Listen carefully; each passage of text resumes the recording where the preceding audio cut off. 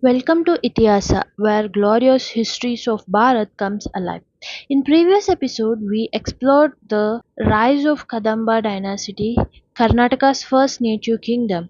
Their legacy inspired a new generation of rulers. Among them emerged a dynasty that could elevate Karnataka's power, culture, and architecture to unprecedented heights. This is the story of a warrior who built an empire who shaped Indian architecture and visionaries. Those legacies still stand in the stones. The Badami Chalukyas, the great empire that once ruled India, had faded. The mighty Guptas in the north and Kadambas in the south were weakened.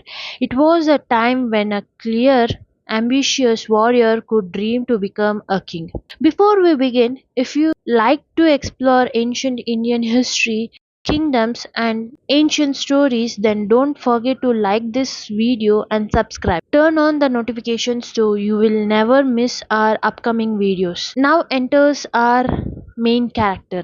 There was a man named Pulakeshin I, not an emperor, not a son of a famous king, just the leader of a rising family called Chalukyas. Historians still debate exactly where this family came from, but one thing is clear, they were not at a great power. Pulakeshi looked at the rugged hills of what is now North Karnataka and saw something others did not. Instead of choosing a city beside a great river, he chooses a place surrounded by towering red sandalstone cliffs, a place that looked like nature itself has built a fort.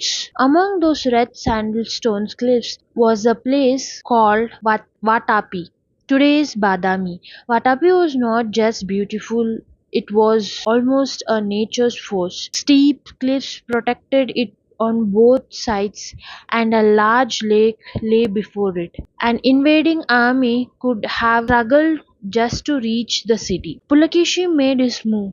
He captured Vatapi around 543 CE. Instead of wandering from battlefield to battlefield like many other chiefs or kings of his time, he did something smarter. Stone walls rose on the cliffs, soldiers guarded the narrow passes. Temples were built not only for worship but also to announce a new kingdom has arrived. But claiming land is not enough. People had to believe you deserve to rule. So Pulakeshi performed the Ashvamedha, served for powerful rulers. A decorated horse covered with silk and gold ornaments was released to wander through neighboring kingdoms. Warriors followed it. The message was simple: stop this horse if you reject my authorities. Another king captured the horse, war began. If nobody stopped, they simply accepted Pulakeshi's superiority. Pulakeshi was not just a local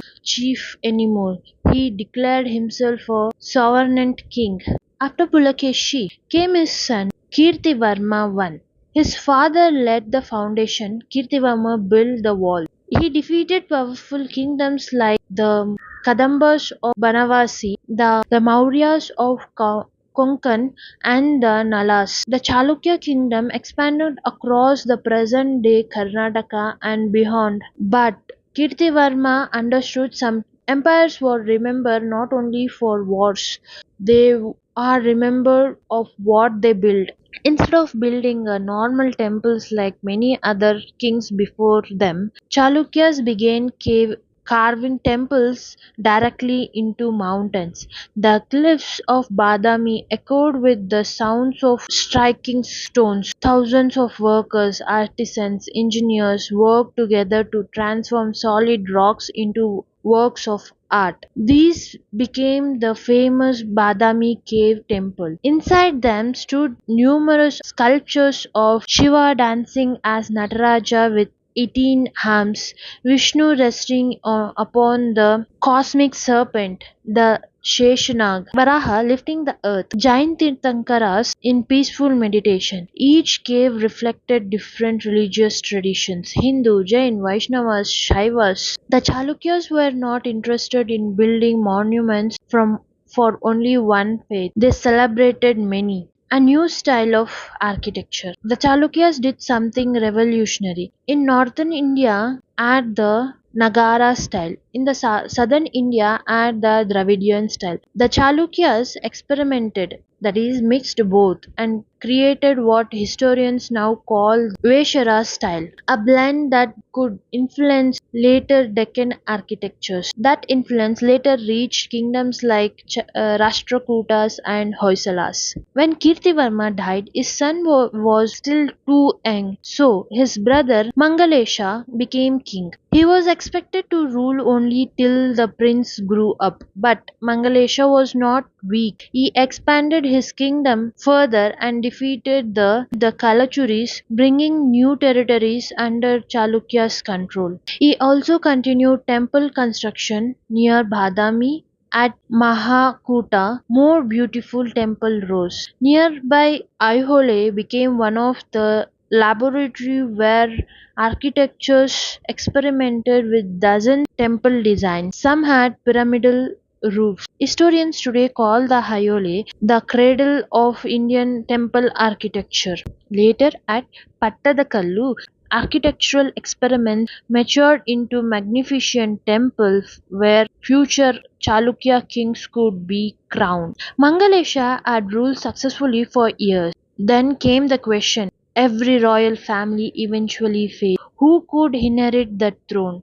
According to tradition, it belongs to his nephew, Pulakeshin II, the son of Kirtivarman. But Mangalesha wanted the for his own son. The kingdom divided, uncle against nephew, family against family. The empire that had taken decades to build stood on the edge of civil war, and from that conflict could emerge one of the India's greatest kings, a ruler who could defeat mighty enemies, challenge the emperors of northern India, and make the name Vatapi famous across the subcontinent. That ruler was Pulakeshin II. The fight between uncle and nephew was about to change the destiny of Deccan forever. And trust me, India's history is no less than Game of Thrones. See you in episode 2.